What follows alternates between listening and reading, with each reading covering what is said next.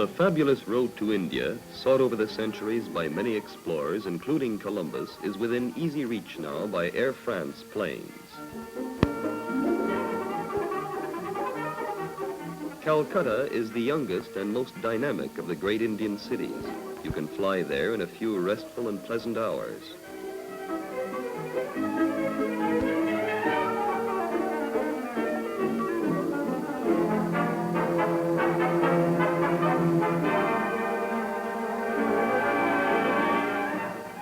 Here is the smartest street in Calcutta, Chowringhee, where you'll find the great hotels, the memorial to Queen Victoria, the green stretches of Maidan Park and its Garden of Eden. Beyond it flows the Hooghly, formed by the meeting of the three branches of the Ganges. Because of the Hooghly, Calcutta on the Bay of Bengal is one of the Indian Ocean's great ports. Its annual traffic amounts to more than 9 million tons. Further on, you'll see the impressive Howrah Bridge spanning the river. And as is the case everywhere in India today, the most ancient traditions live on side by side with the latest examples of modern industrial techniques. Here you'll see men scooping up the river mud into huge baskets.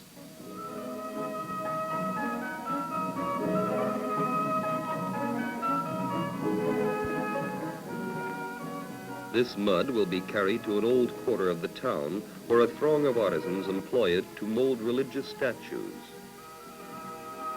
Was not man first fashioned by God from the clay of the earth? The process of making the statues is a very interesting one. First, the mud is spread over bunches of straw shaped into form with strips of canvas.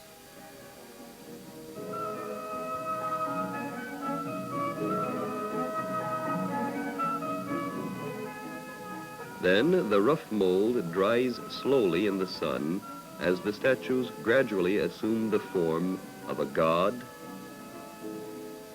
or a goddess. Later, one night, by the light of torches, the statues will be dipped in the river while a religious ceremony takes place. From the Ganges ye came, and to the Ganges ye must return. The Indians are very proud that Buddha was born in their land. It was here in Bodh Gaya, under this very tree, that a vision from above came to him. A temple has been erected to commemorate the event.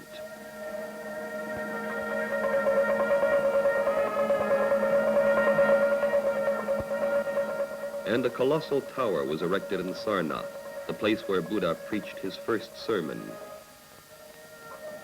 He revealed the cause of human suffering and the way in which it could be overcome. His apostolate began here with the wheel of the law.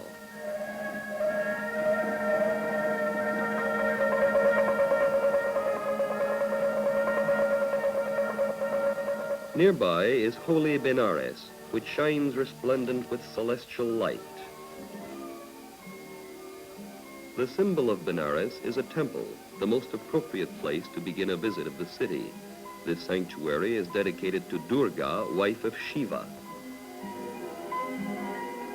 Tame monkeys, impudent as can be, watch us, on the lookout for a dainty morsel.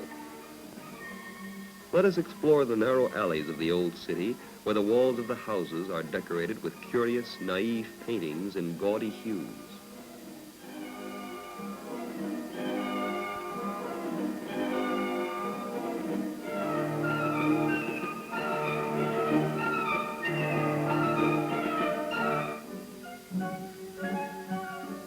A colorful crowd throngs into the squares leading to the river. Some people go to see the barber, others to buy garlands of flowers which they will wear during prayers and religious ceremonies, and still others to search for souvenirs. Merchants and pilgrims, sadhus and beggars, pandits and priests mingle in the streets.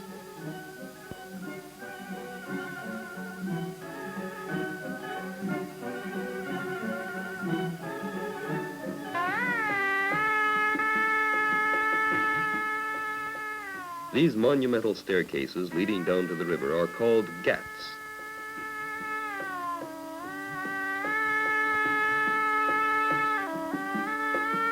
According to custom, pilgrims must render homage to the Ganges and purify themselves in its waters before attending the temple ceremonies. The Ghats are thronged with a multitude of fervent worshippers, a multitude constantly renewed.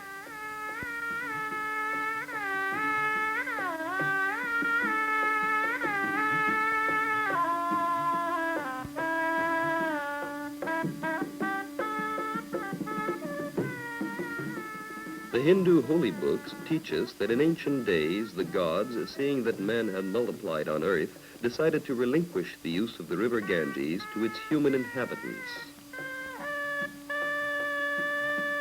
The river flows from heaven along the body of the god Shiva, who sacrificed 1,000 years of his life to retain the river in the Himalayas. The river acquired its sacred character, its power for doing good, from its close connection with the god Shiva. Pilgrims from every walk of life, pilgrims of every age, flock to the Ganges to benefit from its extraordinary virtues. There are sadhus or holy men living on alms, young fiancés starting a new life together, old women meditating on the life after life. All along the river's great curve stands one Ghat after another, the Tulsi Ghat, where lives the poet Tulsidas, the Harishandra Ghat, the Manikarnika Ghat, where Parvati, the wife of Shiva, lost her earrings, so legend relates. Parvati is another name for the goddess Kali, wife of Shiva. Another name still is Durga, to whom a sanctuary in Benares is dedicated. After the sacred bath, the Indians rest in family groups, protected from the sun by parasols. They meditate, they pray. On days when there is an eclipse of the sun or the moon, the faithful pour down to the river in vast throngs. All the inhabitants of the city dip into the river to obtain holy protection against the evils and the dangers of life. According to Hindu philosophy, the man who is fortunate enough to die in Benares and whose ashes are mixed with the waters of the Ganges will become one with Brahma at once, without passing through the many incarnations designed to purge man of the many impurities acquired during his life on earth.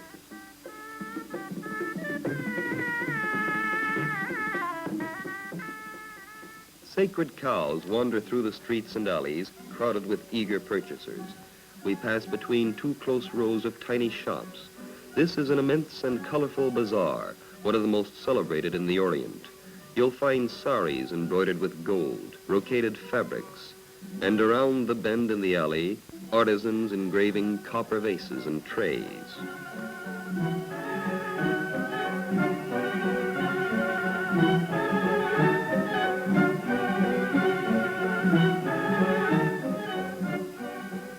Further along, on his primitive wheel, a skillful potter turns clay vases so gaily that it looks like a game.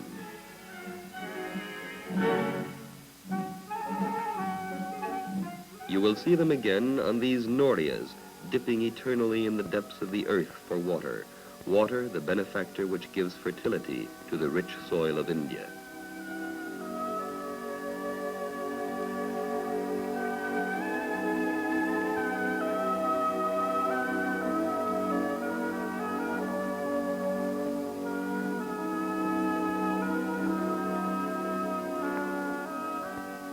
The landscape around Khajuraho is charming.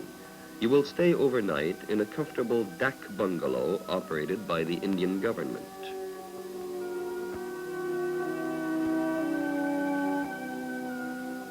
Today is market day, and from the far countryside, peasants and farmers come in with produce to sell and desires to fulfill.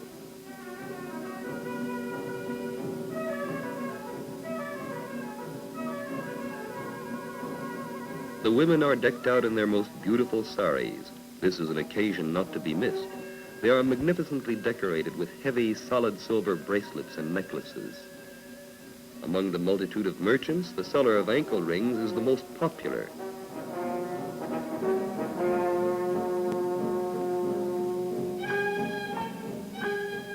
Now that the work of the day has been accomplished, as well as a little merrymaking, the Indians think of their religious duties.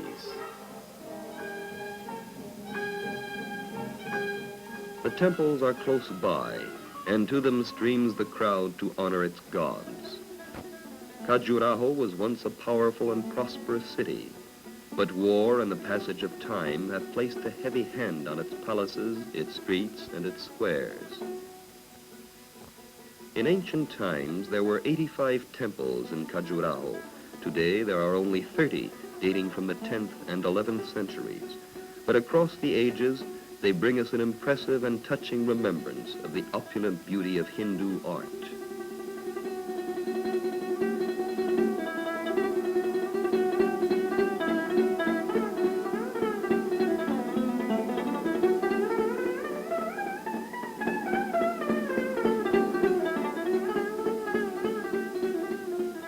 The walls are difficult to discern, hidden as they are behind these exquisitely carved statues. What a swarming multitude of gods and goddesses. What a poetic profusion of musicians and dancers.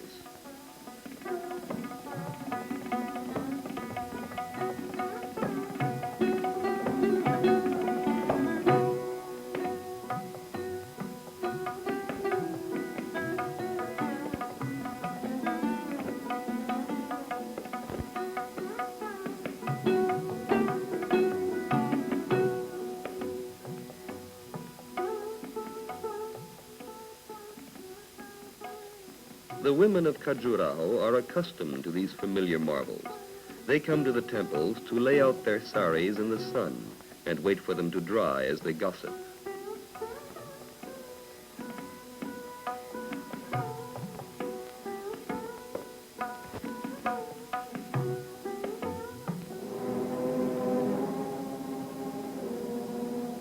Now this is the Man Mandir, built about 1510.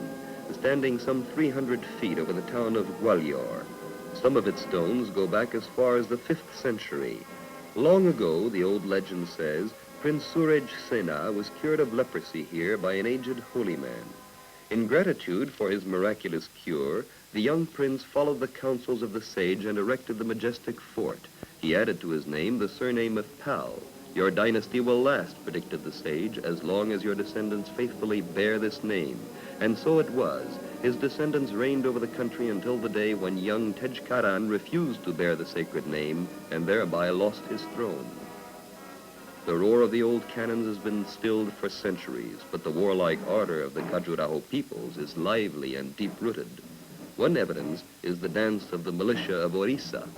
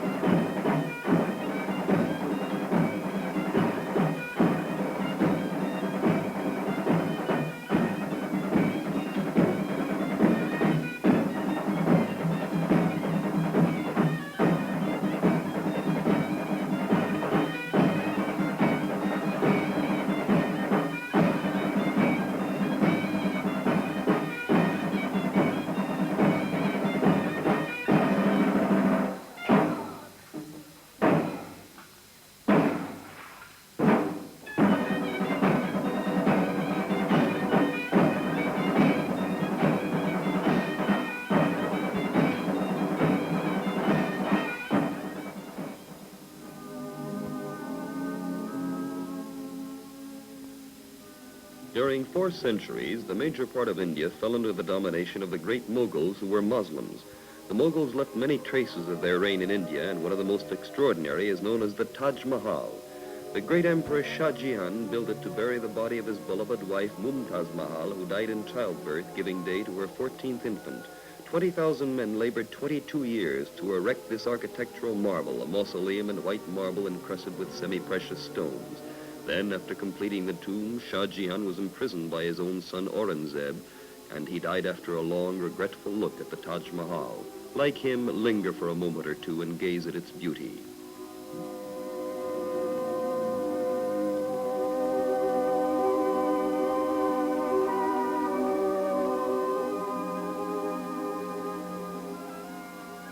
And now come to enjoy the classical Indian show for foreign visitors to this extraordinary country, snake charmers playing to their perfidious charges.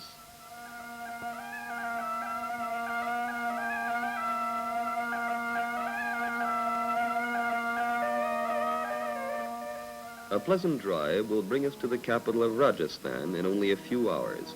Jaipur was named after its founder, the celebrated Maharaja Sawai Jai Singh, who built the city in 1728, 70 years before the Napoleonic Wars, 60-odd years before the founding of the young American Republic. Come to see the Palace of Sales, the Hawa Mahal, which houses a splendid collection of ancient arms, oriental carpets, manuscripts, and paintings. In India, Rajasthan has always been noted for its love of the arts. The Jaipur artisans are skilled in stone cutting and in jewel design. They were long ago, and both their skill and their fame last to this very day.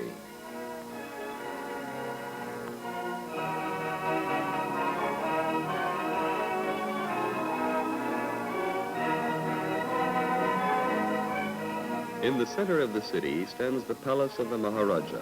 His scale of living under the Republic is less grandiose than it was before. Taxes, the scourge of the modern world, have reduced his stable of 99 elephants to only a few.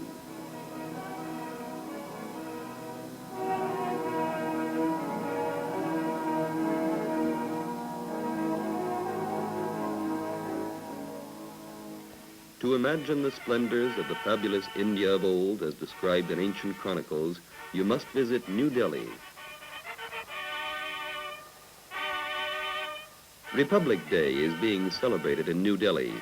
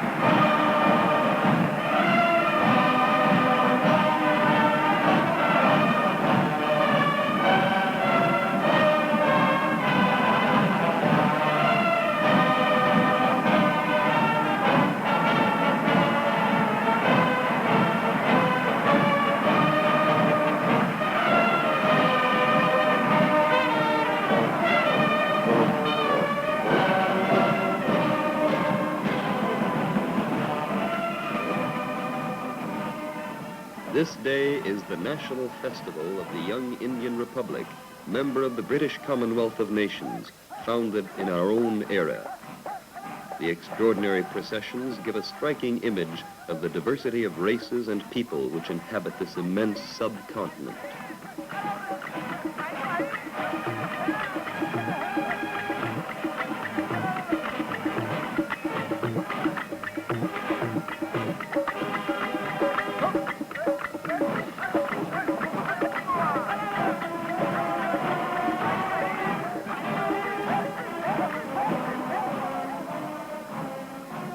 You will return to India, said an Indian friend to me before my departure. You will return because there is a mysterious and compelling atmosphere which you will find nowhere else.